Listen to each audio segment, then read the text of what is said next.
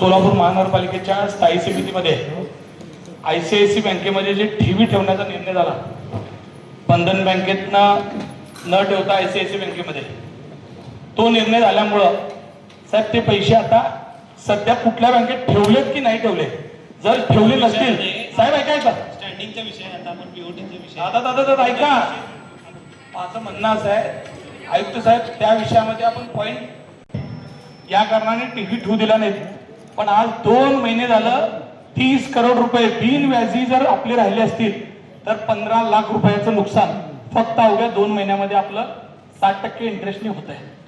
ठीक नाही पण ते निर्णय आम्हाला कळू द्या, पैसे कुठे ठेवले ते चर्चा करूयात आपण. ते पहिला ही महत्वाची अहो साहेब, त्यामध्ये आर्थिक नुकसान होत आहे, ते पैसे आता कुठल्या खात्यात ठेवले हे तर सांगा फक्त. घेऊ ना, माहिती देतो महत्वाचे विषय. अहो आयुक्त साहेबांनी ते बचत बँकेत ठेवले साहेब, त्यात आपला जसा महिना पुढे सरकल ना तसं आपलं आर्थिक नुकसान व्हायला लागलंय. तुम्ही स्टँडिंगला आलेला विषय होता, तुम्ही सदस्य विचारून घ्या ना. स्टँडिंग विचारलं साहेब, ऐका तुम्हाला लक्षात येईना माझं म्हणणं, तुमच्या या 2 निर्णयामध्ये पैसे न भरल्या ठेवल्यामुळं त्या बिनव्याजीचे पैसे राहिले 30 करोड रुपये बिनव्याजी 2 महिने झाले.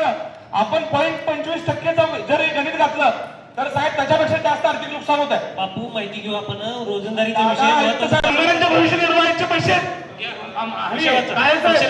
तुम्हाला माझं म्हणणं काय, तुम्ही कुठल्याही बँकेत ठेवा, पण जर ते पैसे बिनव्याजी बाहेर राहिले तर तुम्ही जर निर्णय घेतला नसेल तर तुम्ही विचार करा, महिन्याला 30 कोटी रुपयाचं 60% व्याज, किती रुपये मोठं नुकसान महापालिकेचं होत आहे. जसं जसं 1 महिना पुढे सरकणार,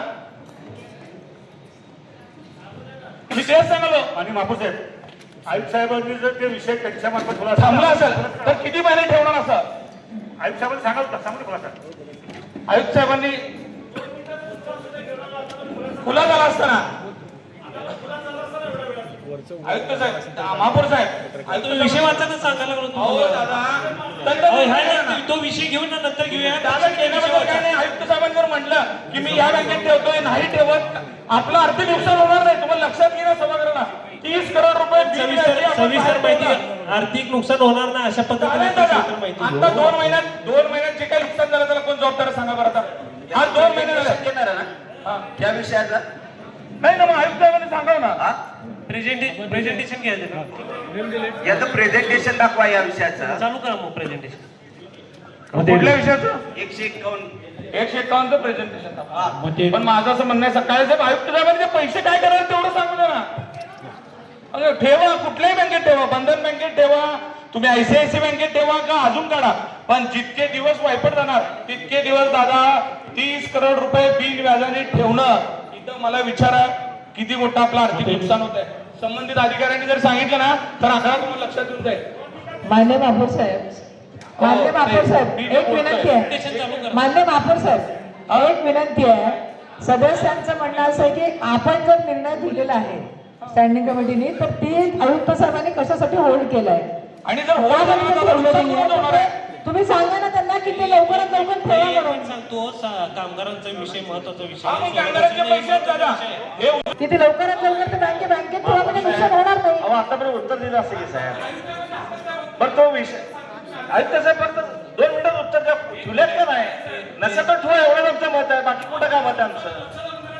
आयुक्त साहेब नुकसान होणार नाही अशा पद्धतीचं या संदर्भात जी काही कारवाई केली ती कॅपो साहेब एकदा सांगा.